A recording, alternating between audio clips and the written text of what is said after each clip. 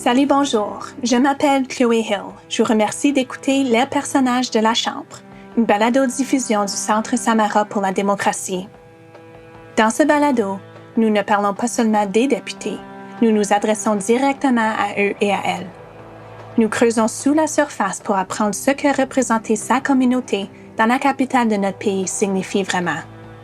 Nous voulions tout savoir, ce qui se passe en coulisses, y compris les drames et les intrigues politiques.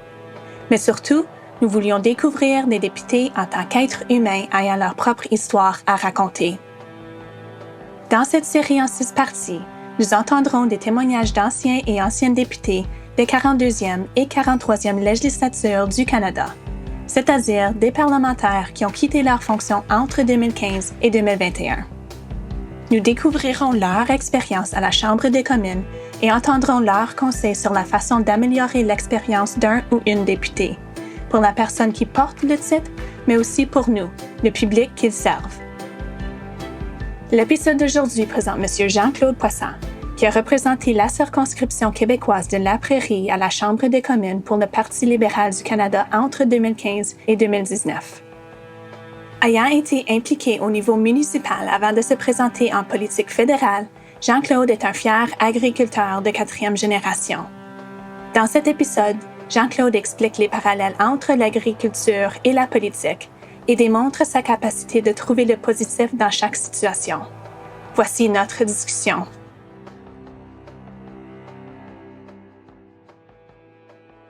Grâce au sondage, vous aviez dit que vous n'avez pas grandi dans un foyer politique. Alors, je me demande, qu'est-ce qui vous a incité à vouloir vous présenter en tant que candidat? Écoutez, j'ai un parcours assez atypique que je peux dire. J'ai dû cesser l'école à l'âge de 15 ans. Ma mère est tombée malade sur la ferme, puis mon père m'a demandé de pouvoir poursuivre avec lui les travaux, pouvoir garder la ferme. Et par la suite, je me suis tranquillement, en m'incorporant dans l'entreprise, je commençais à m'impliquer un peu partout. Puis j'ai le syndrome de ne pas être capable de dire non, comme plusieurs. Ça fait qu'on se ramasse dans plusieurs comités. Et puis les gens nous remarquent. Puis à un moment donné, on vous approche justement pour vous dire, écoute, tes idées sont bonnes, j'aimerais ça que tu viennes en politique. Commencer, c'était au municipal. J'ai fait du municipal. Et puis la première fois qu'on m'a posé la question, j'ai dit non. Mais peu importe, c'était la première fois, je pense, que je disais non. Et puis, avec le temps, ils sont revenus me voir les 4 ans plus tard, puis là, j'ai embarqué. J'ai toujours été impliqué au niveau des partis politiques, surtout libéral, que ce soit au provincial ou au fédéral. Et puis, c'est comme ça qu'on embarque tranquillement sans s'en rendre compte dans la politique. Mais tous les organismes qu'on embarque aussi, il y a de la politique dans tous ces organismes-là. Il y a des méthodes qui se ressemblent énormément. Quand on regarde l'organigramme d'un ensemble politique ou peu importe l'organisation, il y a un organigramme qui se ressemble beaucoup. Puis les décisions, se prennent à partir de la base, il faut les monter par la suite, tout simplement. Et qu'est-ce qui vous a mené à vouloir vous présenter? Vous avez commencé dans le municipal. Qu'est-ce qui vous a encouragé encore là à vouloir participer? C'est parce que, vous savez, la municipalité que j'habitais à ce moment-là, c'est à Saint-Philippe. Je sais que la ferme de mes ancêtres, là, que je suis la 4e génération, mon fils est la 5e qui l'a repris. Il n'y avait pas d'agriculteurs sur le conseil avec un territoire de 92% agricole. Et quelques décisions m'ont amené à me poser des questions, de dire « Hey, ça se fait pas en agriculture, qu'est-ce que vous êtes en train de faire là? » Fait qu'on va aux assemblées, on débat, on commence par débattre notre point de vue, puis à un moment donné, on se rend compte qu'ils ont besoin de l'expertise. Puis tranquillement, on embarque. C'est le maire de l'époque qui était venu pour me chercher et décédé. On l'a enterré il y a environ 2 semaines. Et puis, il dit, écoute, Jean-Claude, il dit, ça fait plusieurs fois que tu viens à l'Assemblée, puis qu'est-ce que tu apportes? Ça fait du bien, puis on a besoin de ça. Fait que c'est lui qui a eu la première personne qui a cru en moi de me présenter en politique. Et puis, je garde un très bon souvenir de Gaétan Brosseau. Là. C'était un ami que j'ai suivi en politique fédérale par la suite et provinciale. Il était lui aussi impliqué. Et en plus de Gaétan, est-ce qu'il y a d'autres personnalités politiques dont vous admirez ou qui vous ont inspiré? Oui, écoutez, j'ai eu la très grande chance de connaître Mme Reine-Hébert. Mme Reine-Hébert, qui a travaillé en politique depuis ses tout débuts. Elle était chef de cabinet de certains ministres. Et à la fin de ses engagements, elle était au bureau de Jacques Sada, qui était mon député à l'époque, de Brossard-La Prairie. Un homme très accueillant, très bonnes idées. J'ai encore soupé avec lui avant hier. On a gardé un contact. Et puis, encore aujourd'hui, il me donne des conseils. C'est un homme sage. C'est des personnes qui m'ont marqué en politique, surtout, là, je vous dirais, M. Brosseau, Mme Hébert et M. Jacques Sada. Là, c'était vraiment les personnes qui m'ont marqué en politique. Et quelles sont leurs qualités qui vous viennent à l'esprit? Jamais mal pris. Toujours des idées innovantes. En politique, tout comme en agriculture, il faut toujours avoir un plan B. Et puis, une des choses que j'ai appris, c'est d'être résilient. Parce que sur une ferme, on est habitué à être résilient, mais différemment. On agit avec la nature, on agit avec les animaux, on agit avec les récoltes, mais avec le monde, l'interaction n'est pas vraiment là. Tandis que en politique, c'est vraiment d'avoir de la résilience avec les gens. C'est pas tout le monde qui en a. C'est sûr. Et comment est-ce que vos proches ont réagi à votre volonté d'entreprendre une carrière? Premièrement, mon fils arrivait à sa ferme. Ça faisait 5 ans qu'il est arrivé pour prendre l'entreprise. Il avait fait ses études. Et puis, il en manquait encore là, pour dire que je parte pour aller au fédéral, parce que là, je quittais complètement. C'était pas comme le municipal qu'on y va les soirs. Et puis, j'ai ma conjointe et tout. À l'époque, j'étais sur 7 comités. Et puis, à un moment donné, quand on m'a approché, là, on en parle à notre conjointe en partant. Puis la première chose qu'elle m'a dit, elle dit, ça change pas grand-chose, t'es jamais là. Le jour, t'es à la ferme, puis le soir, t'es dans des réunions. Elle dit, elle dit que je t'appuie, puis vas-y, là. Puis encore aujourd'hui, elle aimerait tant que je sois là encore, mais c'est comme ça. Et pouvez-vous me parler un peu de votre processus de nomination? Oui, c'était une contestation, en fin de compte, là, à l'investiture. J'ai eu l'appui de Mme Hébert, qui connaissait le rôle politique de A à Z. Elle m'avait tellement préparé de vendre des cartes de membres pour avoir le plus de membres qui viennent voter. Et puis, vu que j'étais dans bien des comités dans le comté, ça fait que j'avais pas de difficulté à vendre des billets. Je l'ai vendu. Je pense qu'il y avait 25 membres quand que j'ai pris parce que c'était un nouveau comté. Il y avait 25 membres dans le comté, puis j'ai fini avec 600 une fois que j'ai vendu mes cartes. Fait que j'ai dit, je pense que je dois être en selle. Puis la dame qui s'est présentée contre moi, elle avait vendu une coupe de sens. Fait que quand elle est venue le soir de l'investiture, préparer mon discours avec Jacques Sada et qu'il l'a complété, les intonations pendant que je fasse mon discours. J'ai appris beaucoup. Oui, j'ai appris vraiment beaucoup vis-à-vis de la politique grâce à ces 2 personnes-là au niveau fédéral. Et je pense que c'était ça, surtout. Être bien entouré. L'entourage est très important. Vous êtes super impliqué dans le secteur de l'agriculture et aussi avec la Fédération des producteurs de lait. Grâce au sondage, encore là, vous aviez indiqué que vous voulez... Comme objectif, vous voulez faire connaître vraiment les familles agriculteurs et aussi leurs défis. Pouvez-vous m'expliquer et m'en dire plus? En 2001, ma conjointe a décidé de faire une nouvelle vie. On passe une petite période un peu difficile, c'est à ce moment-là, quand la conjointe part, 2 jeunes enfants.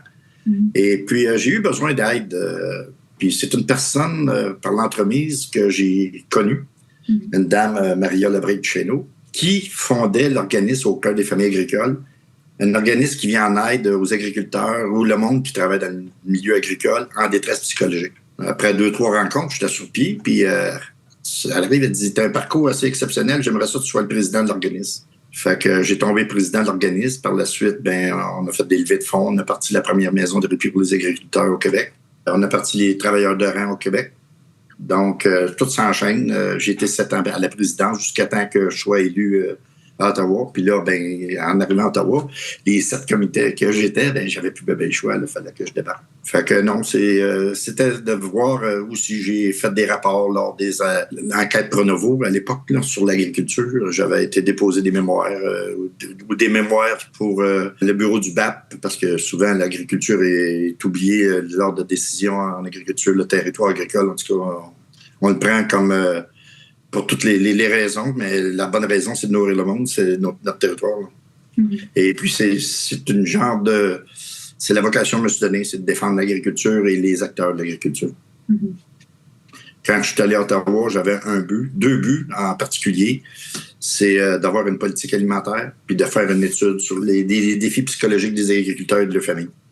On est un pays qui produit tellement qui vend tellement à l'extérieur. C'est incroyable de voir la famine qu'on a dans notre pays. Et pour revenir, votre processus d'intégration, vous aviez mentionné que l'accueil du personnel vous a beaucoup aidé, en particulier qui vous avez trouvé qui était bien? Ah non, un soutien extraordinaire. Ça, c'est sûr et certain. Là, je sais pas s'il y en a qui ont eu des problèmes d'intégration, là, mais je pars du plancher de l'étable sur le plancher du Parlement dans l'espace de 24 heures. Puis le soutien que j'ai eu là, moi, j'en reviens pas. Puis jusqu'à la toute fin, là, toujours extraordinaire. Même, je m'étais fait des amis, là. Je me rappelle, lorsqu'on était dans l'antichambre, j'allais jaser avec les gardiens, puis on parlait de moto, parce que je fais de la moto. On parlait de moto, puis la famille. Beaucoup, des bons amis. On se fait une famille à Ottawa. Vous n'êtes pas le seul à me dire ça. Une des choses que j'adorais, là, c'était le mercredi matin, là, le caucus provincial. Ça, là, c'est là qu'on passe nos idées, puis qu'on peut les pousser, puis les faire monter. Mm-hmm. Qu'est-ce que vous avez aimé de ces moments-là? Ben, premièrement, je m'organisais pour tout le temps prendre la parole, parler d'agriculture, passer des messages. Beaucoup de députés avaient des régions, et ils venaient des régions. Ils savaient qu'il y avait de l'agriculture dans leur coin, mais la connaître dans son entièreté, peut-être pas. Ça fait que j'étais capable de passer des messages. Pour faire passer leurs intérêts, valoir les intérêts de votre circonscription, avez-vous vécu un peu des défis concernant ça ou les autres étaient pas mal à l'aise, ouverts? Ben, écoutez, lorsque je suis arrivé, on va regarder le côté agricole. Lorsque je suis arrivé, on était en pleine crise de lait diafiltré qui rentrait des États-Unis. Et puis, j'ai eu la grande chance d'avoir des manifestants venir devant mon bureau à peine 4 mois après que je sois élu, avec des vaches, des tracteurs, et même mon fils qui était sur un tracteur qui manifestait. Vous savez, on a des choses, des décisions à prendre, mais on a toute l'information pour la prendre, la décision, ce que les gens n'ont pas. Mm-hmm. Les gens qui viennent manifester, ils ont un côté de la médaille. Donc, c'est un bout un peu plus dur, ça. Mm-hmm. Beaucoup de gens sont revenus me voir par la suite, là, depuis que je suis plus député, puis dire qu'ils comprenaient mieux, puis qu'ils me remerciaient quand même. Mais ça fait rien sur le coup, là, c'est quelque chose. Mm-hmm. Se faire insulter devant beaucoup de monde. Là. Lorsqu'on a passé notre vie à défendre l'agriculture, là, j'ai siégé au lait, j'ai siégé à l'UPA pendant des années, plus de 20 ans. Ça fait qu'à un moment donné, quand tu vois tout ce monde-là, tu te dis « Hey, je vous ai tout aidé, vous autres, tantôt. Ça se peut que j'aille... mon jugement, c'est pas ce que vous voulez, mais j'ai une raison à ce jugement-là. Quand on parle de l'unité canadienne, on parle pas juste de l'agriculture, là, on parle de tout. Pouvez-vous, si on peut rester sur cette manifestation-là, quelle était votre implication? Comment avez-vous géré la situation? La première chose que j'ai fait, parce que c'était une première, puis lorsque ça fait 4 mois qu'on est élu, on n'a pas trop de bagages encore.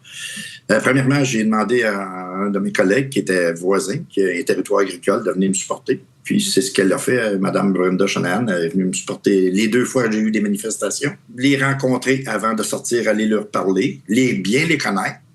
Surtout de bien les connaître, parce que moi, je me rappelle quand la police a su ça que ça s'en venait, l'anti-émeute était rendu dans mes bureaux. J'ai dit, vous autres, vous sortez pas, parce que ça va faire de la vraie merde. J'ai dit, ça va juste mettre le feu. Vous restez à l'intérieur. Ça fait que l'anti-émeute, elle va rester à l'intérieur. J'ai été voir les producteurs, je les ai laissés parler, je leur ai répondu. Même qu'à un moment donné, on m'a offert il avait amené 2 chaudières de lisier qui m'avaient placé devant moi, puis ils m'ont bien dit... Monsieur Boissan, vous savez c'est quoi ça? J'ai dit, je fais plus de le savoir, je les sens à part de ça. Fait que ça a parti à rire, ça a détendu l'atmosphère, puis on a pu parler. Toute une expérience, comme vous le dites, 4 mois après avoir été élu. Puis j'en ai eu une là, à la fin des négociations avec les États-Unis puis le Mexique. Là, j'en ai eu une grosse encore là. Des gens proches de moi qui sont venus m'insulter devant tout le monde. Mais, on accepte la game, mais ça, là, c'est le côté noir de la politique. Parce que quand j'allais faire des annonces, laissez-moi vous dire que le monde aime beaucoup plus ça. Là. Lorsqu'on va faire des annonces de plusieurs millions de dollars, puis des belles entreprises qu'on va faire annoncer ça, qu'on va annoncer, que ce soit pour une province ou peu importe, c'est très gratifiant. Très, très gratifiant. Est-ce que vos expériences, avoir été conseiller municipal et aussi, vraiment, étant agriculteur de 4e génération, comme vous l'avez dit, comment est-ce que ces expériences vous ont préparé pour le rôle de député? Casser la gêne, parce que je ne sais pas si vous savez, lorsqu'on est sur une ferme, qu'on ne voit pas beaucoup de gens, à part des fournisseurs, de se lever dans une réunion puis se mettre à parler, c'est pas évident. Là. Mm-hmm. Fait que là, c'est de casser la gêne en partant. Là, ça m'a beaucoup aidé à ça. J'ai pas beaucoup d'éducation, comme je vous ai dit. J'ai à peine fini l'école, je savais écrire, compter. Là, c'était bien important, ça. Mais avec du cœur, on peut aller pas mal loin. Fait que non, c'est ça. Je vous dirais là, que être bien entouré, pas avoir peur de faire des heures. Moi, j'étais en vacances à Ottawa. Là. Parce qu'on ne faisait pas de 100 heures semaine. Là. Même que mon personnel me trouvait un peu fatigant parce que quand j'arrivais les fins de semaine, moi, je voulais avoir de quoi d'organiser le comté. Puis les gens disaient, écoute, tu ne feras pas ça le dimanche. À ce stade précoce, alors dans vos premiers jours, semaines, aviez-vous une relation avec votre chef de parti? Pas proche. Non, c'était pas proche. Écoutez, quand vous en avez 173 ou 178 là, à l'époque, on ne peut pas avoir de relation proche de même. Là. Mais lorsqu'il y a le caucus national, lors du caucus national, on peut prendre la parole devant tout le monde. Mais lorsque le caucus est terminé, on est capable aussi de se faufiler puis d'aller directement lui parler. Là. Ça m'est arrivé à quelques reprises sur des dossiers agricoles. Et comment est-ce que vous aviez été reçu? Très bien reçu, mais on se pose tout le temps la question, est-ce qu'il m'a compris? Parce qu'il y en a qui font comme moi, là. Hein? Ça prend une tête incroyable pour tenir toutes les demandes de chaque. En tout cas, moi, je me suis senti écouté. J'ai eu des résultats, mais c'était lent. Mais il y a eu des résultats. Pouvez-vous réfléchir à un moment ou quelque chose qui vous a surpris en étant député? Surpris positivement ou négativement? Les deux. Les deux. C'est certain, comme je disais tantôt, quand on fait une annonce, puis que j'ai une ville en particulier qui avait fait une demande pour tant d'argent, et puis elle a eu un appel d'Ottawa pour lui dire, écoute, tu es éligible à beaucoup plus que ce que tu as demandé. Il dit, pourquoi tu ne feras pas ta demande? Ça fait que lui, quand il m'a annoncé ça, il était doublement heureux, là, parce qu'il dit, regarde, ils ont pris le temps de m'appeler pour me dire, parce que c'est sûr qu'on essaie de suivre les dossiers, les demandes des villes, mais on n'est pas au courant des détails. Hein. Mais c'est ça, lui, là, écoutez, puis c'est rendu un bon ami, même si je ne suis plus député, on se parle encore, puis il se rappelle très bien. Dans le négatif, je ne peux pas dire qu'il y en a tant que ça dans le négatif, à part les manifestations là, qui m'ont marqué un peu. Dans le négatif, c'est l'après, là, c'est plus l'après parce que vous allez en venir tantôt, là, parce que je l'ai dit dans le sondage. Mais dans le négatif, non. Je suis une personne qui s'attend avec beaucoup de monde, mais ça m'en prend pas mal pour pas que ça fonctionne. Si ça ne fonctionne pas, il faut trouver une solution. Il faut que ça fonctionne. Si on peut parler un peu de l'autonomie des députés, car c'est un sujet qu'on aborde beaucoup dans ce projet ici, avez-vous trouvé que vous aviez assez d'autonomie dans votre rôle? Probablement que le fait que j'étais secrétaire, j'avais une personne de plus dans le bureau qui chapeaudait le bureau du ministre puis mon bureau. Et puis, j'étais vraiment choyé. Là. J'ai eu 2 personnes extraordinaires là, qui m'ont suivi. Puis que j'ai gardé encore des liens que je rencontre encore aujourd'hui. J'ai fait une campagne électorale dernièrement au niveau provincial, puis il a descendu d'Ottawa pour venir m'aider. Ça fait que, non, j'ai gardé des bons liens avec les gens qui ont travaillé à mes bureaux. Je n'étais pas au courant, vous avez porté une campagne, vous aviez dit provinciale aussi, alors vous êtes toujours mordu. Oui, mais là, je l'ai faite, comment je pourrais vous dire, je ne m'attendais pas de gagner. Je l'ai faite pratiquement par sacrifice, parce qu'il ne trouvait pas personne. Fait que, non, j'y étais, puis j'ai dit, il arrivera ce qu'il pourra. Oui. Tout simplement. C'est sûr que vous avez une éthique de travail incroyable. Le fait, c'est ça, de ne pas dire non, de vraiment être ouvert à n'importe quelle occasion, c'est impressionnant. Bon, il y en a d'autres comme moi, je suis certain. Est-ce que les priorités, alors si on parle de votre parti, est-ce qu'ils s'attendaient que leurs priorités passent avant les désirs et vraiment les demandes de votre circonscription? Oui. Oui, ça c'est sûr. C'est sûr. Puis écoutez, là, je me rappelle pourquoi j'ai perdu, puis c'était une priorité. Je l'ai vu tout de suite, là, lorsque ça a été dit pendant ma campagne en 2019, c'était sur la loi 21, je m'en rappelle très, très bien. Et puis, dès que M. Trudeau a été dire que probablement qu'il contesterait cette loi-là si jamais elle se retrouve là-bas, dans mon porte-à-porte, je l'ai vu tout de suite, c'était fini. J'étais rendu au milieu de ma campagne. Là, je faisais du porte-à-porte, puis je suis revenu 2-3 fois et j'ai dit, regarde, c'est fini. C'est déjà fini. C'est du non. Puis on me parle de la loi 21. J'ai dit, regarde, là, c'est assez. Puis j'avais fait plusieurs villes. Et c'est déjà canné. Je ne serai pas élu. Pouvez-vous me dire, la loi 21, c'était quoi au juste? Les signes religieux. Les personnes en autorité n'ont pas le droit d'avoir de signes religieux. Merci. Puis mon pays, je pense qu'il défend tout le monde. Puis c'est là qu'on doit être. Oui. Puis c'est plate à savoir parce que le comté n'avait jamais été libéral, premièrement. C'était une première. Puis par la suite, toutes les maires me disaient on n'a jamais eu autant d'argent d'Ottawa. Fait que c'est pas parce que j'ai pas fait ma job. L'argent est rentré dans notre comté. Puis là, depuis ce temps-là, il n'y a plus rien qui rentre dans le comté. Je le sais. Là.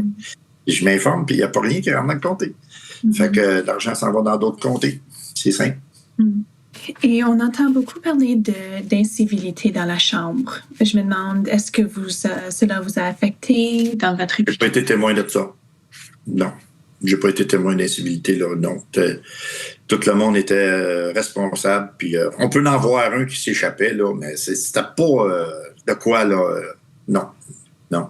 Par contre, lorsque j'étais en chambre, vous savez, les caméras, là, ils montrent quand personne parle, mais qu'est-ce qui se passe autour, on ne le voit pas. Puis, des fois, il y en a qui ont des égards d'humeur, puis on les voit, là, qui se passe de quoi, là. Ah oui. C'est spécial, des fois, en chambre. Est-ce qu'il y a un sujet qui vous vient à l'esprit? Ah, ben, un député, mais je ne vais pas le nommer, mais je sais que ça faisait 2-3 fois qu'il partageait ses sauts d'humeur avec le président. Puis à un moment donné, ben, il l'avait fait sortir. Puis à un autre moment donné, ben, avant qu'il sorte, il a sorti lui-même parce qu'il savait, c'est ça qui s'en venait.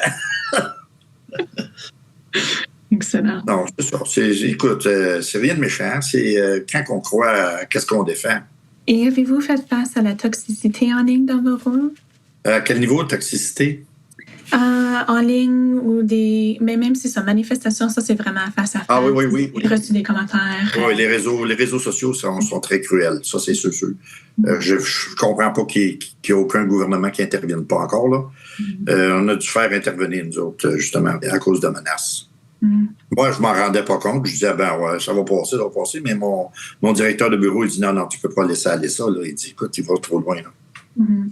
Et c'était vous qui les recevez, les menaces, personnellement? Oui. Ben, je le recevais sur les pages Facebook, sur ma page de député.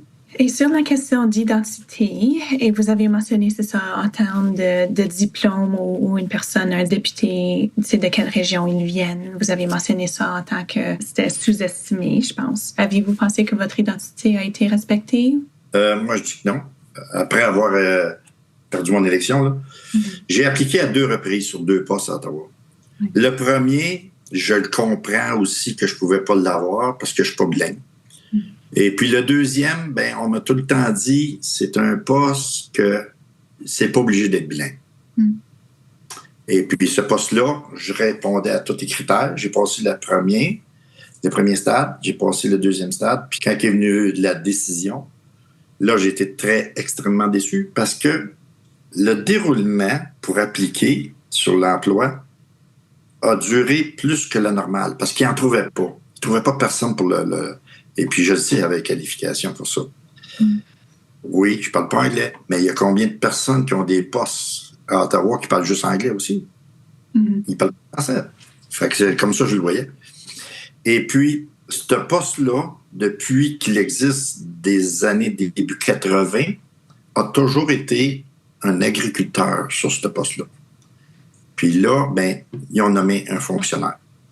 Parce que j'ai vu qu'ils ont étendu l'ouverture, parce que j'ai pensé que j'étais le seul qui avait appliqué dessus. Mais le fait que j'étais du parti, le parti ont nommé les petits amis, fait qu'ils m'ont tassé.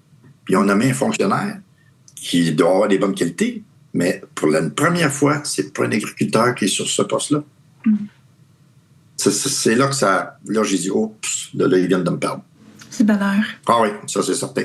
Écoutez, j'aime donner, mais de temps en temps, on peut recevoir aussi. Ah oui. Et aussi sur la question relative à la langue française, avez-vous rencontré des défis pour vous? Je pense que c'est l'inverse un peu. C'est dû au fait que vous ne parlez pas l'anglais nécessairement, mais autrement, aviez-vous trouvé que les politiques, les programmes relatifs à la langue française étaient bien reçus ou priorisés? Oui. Regardez, premièrement, on parle dans notre langue là, en chambre. Là. Peu importe. Là. On a le droit de parler dans notre langue. J'ai eu un soutien extraordinaire pour apprendre l'anglais aussi. Là. J'avais des cours chaque semaine. Mais, écoutez, quand le disque dur est plein, il n'en rentre plus. Là. Je n'étais pas capable de l'apprendre, malheureusement. Et puis, c'est plate de même. J'aurais tellement aimé parler anglais parce que j'ai eu affaire sur ma ferme à plusieurs reprises là, à aller sur des sites pour des pièces de machinerie ou quoi que ce soit. C'était simplement en anglais, mais c'est sûr qu'avec le temps, là, il y a des traducteurs là, incorporés dans les appareils. C'est beaucoup mieux, mais j'aurais tellement aimé parler l'anglais, c'est certain. Et pour revenir au point fort de votre mandat, vous aviez mentionné les rencontres du caucus provincial. Et on a aussi parlé, c'est ça, un peu de ces moments-là. Mais est-ce qu'il y en a d'autres? Vous aviez, c'est ça, la prise en chambre, aussi les annonces sur le terrain. Alors, aviez-vous des exemples en particulier à partager? Ah, bien, c'est certain que quand on part en train ou en avion pour aller faire une annonce, et puis qu'on a le fameux passeport vert, là, c'est quelque chose aussi, là. Le petit passeport vert, là, diplomate, c'est quelque chose. Une chose que je peux rajouter aussi, c'est que, écoutez, moi, là, je suis assez sobre, je suis pas un gars qui prend beaucoup de boissons, je suis assez tranquille. Puis, à tous les soirs, les députés, il y a des banquets à tous les soirs pour toutes sortes de raisons. Puis, on me demandait, tu viens-tu? Si ça ne concernait pas l'agriculture ou des choses de mon comté, j'y allais tout simplement pas. Je m'arrêtais à qu'est-ce qui pouvait être utile dans mon travail. Point à la ligne. Fait que non, je n'allais pas à tout ça. Puis il y en a qui il en manquait pas un aussi. Ben écoute, ils ont le droit aussi. Là. On est invités à ces cocktails-là. Tout. J'ai travaillé avec un homme extraordinaire, M. McCauley, qui était ministre de l'Agriculture à l'époque. Là. Lui, il parlait seulement anglais. Fait que il riait à chaque fois qu'on allait quelque part, puis il disait tout le temps « It's my secretary, just speak French ». Il disait que moi, je parlais seulement, puis lui, il parlait seulement anglais, puis on se comprenait. Ah oui, j'ai bien aimé M. McCauley. Et vous aviez mentionné aussi un thème, c'est d'apprendre la réalité de chacun comme citoyen canadien. Pouvez-vous élaborer sur ce point-là?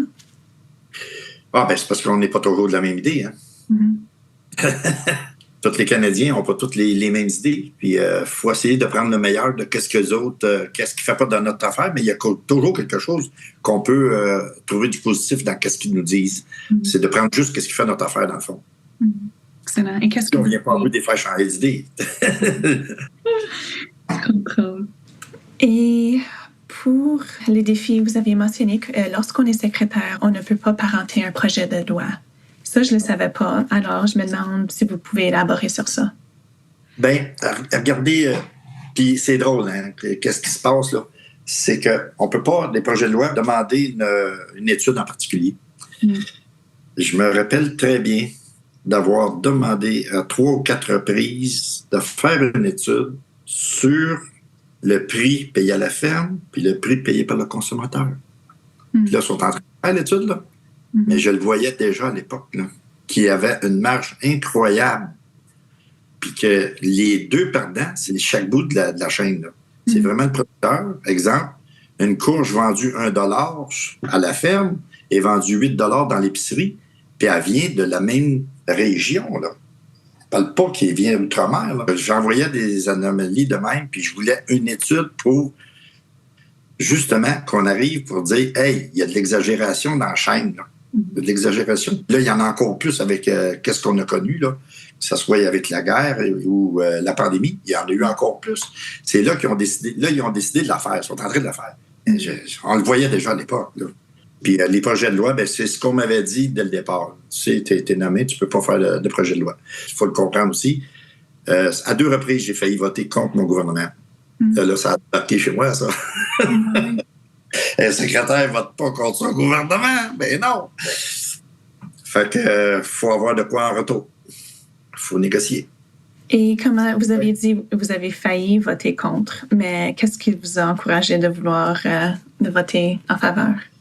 Ben, c'est certain que j'ai eu la visite du chef de cabinet dans ma circonscription, là, parce que le vote se prenait là, comme un retour en chambre. Et là, ils m'ont fait comprendre la situation, mais c'est là qu'on dit qu'on ne connaît pas toute l'arrière d'une décision. Puis si on l'explique mieux, on peut comprendre pourquoi que vous votez pour. Puis effectivement, je ne le regrette pas aujourd'hui d'avoir voté pour. Là. L'économie canadienne, c'est pas juste l'agriculture. Vous allez me dire que c'est... Ben, peut-être que vous ne le savez pas, mais c'est le deuxième secteur d'emploi, l'agriculture. L'agroalimentaire. C'est le deuxième. Ouais. Puis c'est le deuxième au niveau de retombées économiques. Personne ne sait ça. Ah oui. Il n'y a pas beaucoup, là, mais il y en a pas beaucoup qui savent ça. Là. On est un pays qui exporte au-delà de 75 milliards de denrées. Quand on est arrivé, on était à 60, on visait le 75 pour la fin de mandat, puis on l'a atteint avant la fin de mandat. C'est énorme. Écoutez, si on s'en va en produits transformés, ça va très rapidement, là, en produits transformés. Nombre d'emplois, écoutez, 2 400 000 emplois là, au Canada. C'est du monde, ça. Ben oui, c'est gros. Puis un pays qui est fort, c'est parce qu'il y a une agriculture forte. Ça, c'est sûr. Une des choses que j'aurais tellement voulu, c'est faire reconnaître l'agriculture comme nos voisins du Sud. L'agriculture est traitée au même niveau de sécurité nationale comme la guerre. Puis, je l'ai dit en arrivant, il faudrait que notre agriculture soit reconnue comme sécurité nationale. On n'est pas là. Pourquoi est-ce qu'on n'est pas là? Pourquoi on n'est pas là? C'est pas une priorité pour eux, tout simplement. Et demandez-vous pas aussi qu'il y a très peu de monde qui veut aller en agriculture. C'est pas assez valorisé. Ici, présentement, juste au Québec, là, une ferme sur 5 a une relève. 1 sur 5 a une relève. L'année dernière, c'est 200 fermes laitières qui ont fermé les portes au Québec, juste au Québec. Puis j'ai un autre producteur dans mon coin, plus gros producteur de brocolis au Canada.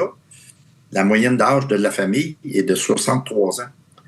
C'est une ferme qui va être à vendre, puis ils m'ont dit, regarde, on est 7 enfants sur l'entreprise, puis il n'y a pas des enfants qui veulent prendre ça. Qui va? Ça, c'est rendu tellement gros. L'autonomie alimentaire, là, on peut en perdre rapidement. Là. Oui. Aviez-vous, pour revenir à mes questions ici, c'est un peu décevant à savoir, c'est ça, vous m'apprenez beaucoup au sujet de l'agriculture, en fait, mais aviez-vous des recommandations pour améliorer l'expérience des députés? Bien, premièrement, ils ne sont pas capables de faire de compromis, c'est pas leur place. Ça, c'est sûr et certain. Puis de négocier. Comme je vous ai dit tantôt, là, s'il y a quelque chose que le gouvernement tient, le parti pour qui ils sont tient, qui négocie pour avoir de quoi en retour. Justement, pour ses citoyens, qui négocie de quoi pour ses citoyens, peu importe. Et vous êtes un peu unique dans le sens aussi que vous aviez mentionné, vous êtes fier quand même d'avoir été élu, sachant que vous n'aviez pas vraiment de diplôme. Qu'est-ce qui encouragerait ou aviez-vous des suggestions pour que d'autres agriculteurs aussi se présentent aussi? Qu'est-ce qui vous a aidé? Je vous dis, là, en partant des réseaux sociaux, il faut que ça soit encadré. Les commentaires négatifs, là, gratuits, il faut que ça soit réglé, ça, parce que c'est pas tout le monde qui est prêt à se faire insulter à tous les jours. Là. On sait qu'on fait du mieux de nos connaissances, toujours. Ça fait que non, ça, c'est un aiguille là, dans la botte, c'est sûr. Là. Ça nous pique, ça. C'est pas donné à tout le monde d'aller en politique. Ça, c'est certain. Compromis, habileté de négociation et résilience. Est-ce qu'il y a d'autres compétences aussi importantes que vous pensez qu'il faut posséder pour devenir un député? Le charisme. Ça, on le voit, là, les gens qui n'ont pas de charisme, ça les aide pas beaucoup. Là. Quelqu'un qui est souriant, puis équilibré dans son charisme. Il y en a qui le sont trop. Ils perdent la crédibilité à un moment donné. Oui.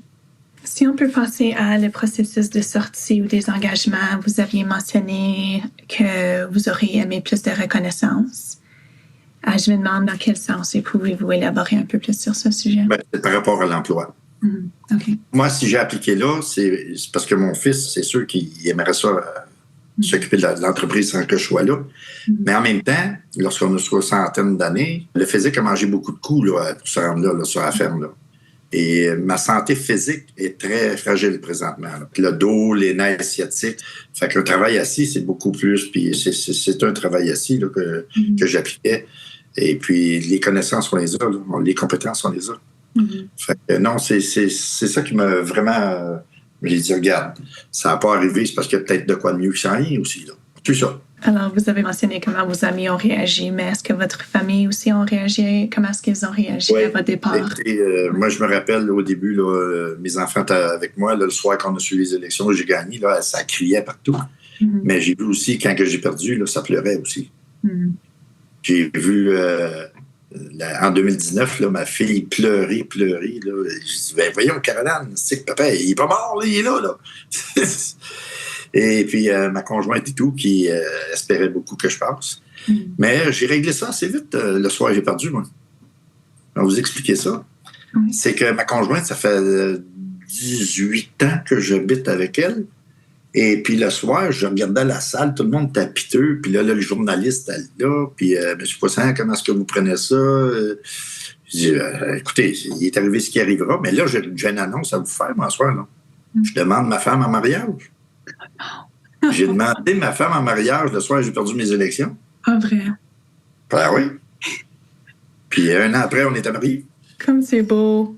Le party a pogné dans la salle, là. Ben oui. Ça, c'est beau comme image. Et vous avez pris un résultat négatif et vous avez vraiment... C'est ça, tout simplement. Oui. Mais elle m'a tellement aidé. Oui.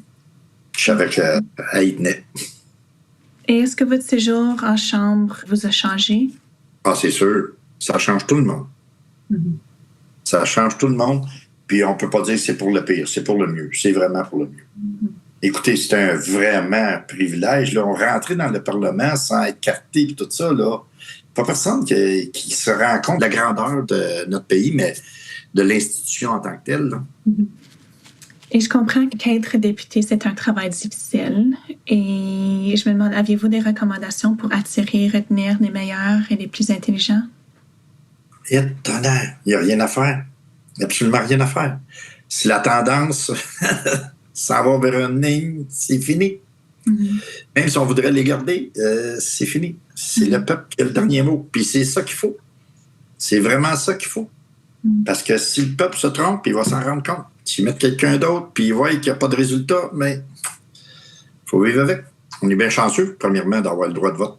Bien chanceux. Tellement un beau pays. On dit qu'il y en a qui veulent le séparer. Pas incroyable. Ah oui. Et en sachant ce que vous saviez aujourd'hui, aviez-vous des conseils que vous donneriez à vous, un plus jeune M. Poisson? Probablement d'être un peu... moins fou que j'étais les fins de semaine, les week-ends, de donner du 100%, là, puis de ne pas voir sa famille trop. Donner plus de temps à la famille. Regardez, si vous avez un contact avec l'entité, là, dites-leur que chapeau, ils font un excellent travail, ces gens-là. J'ai déjà eu affaire au sergent d'armes, puis tout ça, puis je vous le dis, là, c'est... le soutien est extraordinaire. C'est évident que Jean-Claude a mené sa carrière politique avec sa tête et son cœur et qu'il a tiré le meilleur parti des moments les plus décevants de sa carrière de député.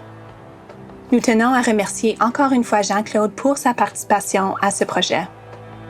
Cet épisode conclut cette série de balado-diffusion en 6 parties. Merci d'avoir écouté les personnages de la Chambre. Un grand merci à tous les anciens et anciennes députés et merci à vous d'avoir écouté les personnages de la Chambre. Je m'appelle Chloé Hill, coordonnatrice de recherche au Centre Samara. L'équipe qui soutient ce balado est composée de Sabrina Dellen, Beatrice Wayne, Vijay Kumar, Colm O'Sullivan et David Moreau. La chanson thème a été composée par Project Whatever. Nous sommes reconnaissants au patrimoine canadien pour son soutien financier. Le Centre Samara pour la démocratie est une organisation caritative non partisane. Notre mission est de réaliser une démocratie résiliente avec un public engagé et des institutions réactives. Pour soutenir notre travail, visitez samaracentre.ca et cliquez sur « Faire un don ». Ce balado fait partie du projet d'entrevue avec les députés sortants et sortantes. Pour en savoir plus sur ce projet et d'autres recherches, visitez notre site web et suivez-nous sur Twitter et Instagram @The Samara Center. Si, comme nous, vous vous intéressez à l'aspect humain de la politique, aidez-nous à faire connaître notre balado. Évaluez et laissez un commentaire sur notre émission sur Apple Podcasts. Vous seriez surpris de voir à quel point cela nous est utile. Parlez-en à vos amis et si vous enseignez, partagez cette émission avec votre classe. Merci de nous avoir écoutés.